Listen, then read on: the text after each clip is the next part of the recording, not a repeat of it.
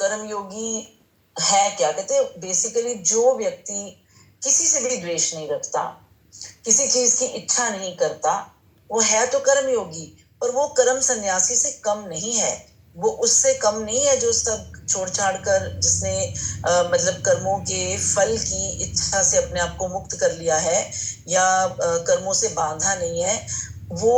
और वो व्यक्ति जो कर्म करते हुए भी किसी से द्वेष नहीं रख रहा, किसी तरह की इच्छा नहीं कर रहा, तो वो है तो कर्मयोगी, है तो वो गृहस्थी, लेकिन जो है वो किसी कर्म सन्यासी से कम नहीं है, क्योंकि बांधने वाला जो चीज है वो कर्म नहीं है, बांधने वाली जो चीज है वो बेसिकली राग या संबंध है।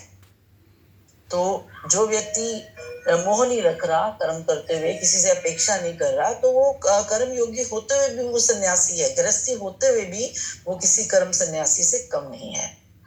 ठीक है। और फोर्थ में क्या है कि मतलब जो लोग सन्यासी, कर्म सन्यासी और कर्म योगी को अलग अलग समझते हैं वो मूर्ख है। मूर्ख मतलब अज्ञानी है। वो दोनों को जो अलग समझ रहे हैं वो, क्योंकि बेसिकली क्या है, कर्म जो सन्यासी है उसके अंदर कर्तापन का अभाव है, वो कर्तापन का त्याग कर देता है कि मैं कुछ कर ही नहीं रहा हूं। और जो कर्म योगी है यानी जो गृहस्थी जैसे हम है, हम जो है कर्म तो करते हैं पर कर्म से जुड़े हुए फल में हमारी आसक्ति का त्याग कर देते हैं। दोनों में क्या भेद है कि जो कर्म सन्यासी है वो कर्तापन का त्याग कर देता है कि मैं कुछ करता ही नहीं हूं, और जो कर्म योगी है वो हम जैसे गृहस्थी लोग जो है वो कर्म करते हुए उसका हमें क्या फल प्राप्त होगा उस आसक्ति का त्याग कर देते हैं। तो दोनों हैं बराबर।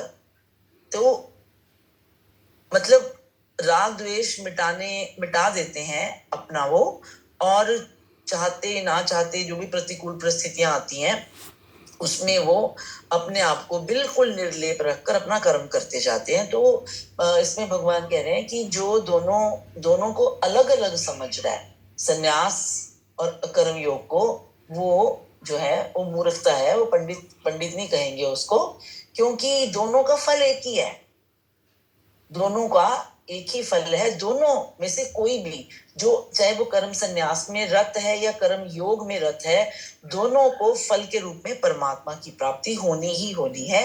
रास्ते भले ही अलग हैं लेकिन मंजिल एक है। और जो 5वां श्लोक है उसमें ये है ज्ञान योगी, मतलब भगवान से यही कह रहे हैं, अब फिर अर्जुन के संशय को दूर कर रहे हैं कि ज्ञान योगी जो है जिस परम धाम को प्राप्त करते हैं, कर्म योगी भी वही परम धाम को प्राप्त करते हैं। ठीक है।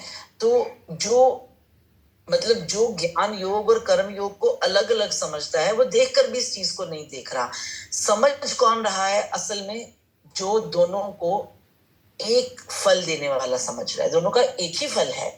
मतलब ज्ञान योग और कर्म योग जो है वो एक ही रास्ते, अलग अलग रास्तों से होते हुए हमें एक ही मंजिल की ओर ले जा रहे हैं। जो इस सच्चाई को समझ रहा है, असल में वही देख रहा है, बाकी तो भ्रम में है। तो ये 5 श्लोकों का अर्थ जितना मुझे समझ में आया मैंने। Thank you. कोई और ऐड करना चाहे अगर? गुलशन जी या सुनीता जी? नहीं, सब अच्छे से बता दिया उन्होंने। बस इसमें एक है कि जो भी हमें करना है, चाहे वो संन्यास योग का आश्रय लेना है या कर्म योग का लेना है, लेकिन उसमें अच्छी तरह से स्थित हुआ, लिखा है ना इसमें एक श्लोक में, चौथे वाले में, कि अच्छी प्रकार से स्थित हुआ कहिए कि जो भी करना है हमें वो अच्छे से करना है, ढंग से करना है। ये नहीं कि पहले कर्म योग शुरू करा तो फिर उससे हट गए तो दूसरा योग ले लिया, फिर मतलब जो भी अगर कर्म योग में स्थित हो रहे हैं तो उसी में हो जाओ, अगर दूसरा संन्यास में कर रहे हैं तो फिर पूरी तरह से उसमें हो जाओ। बाकी सब बहुत अच्छे से बताया उन्होंने।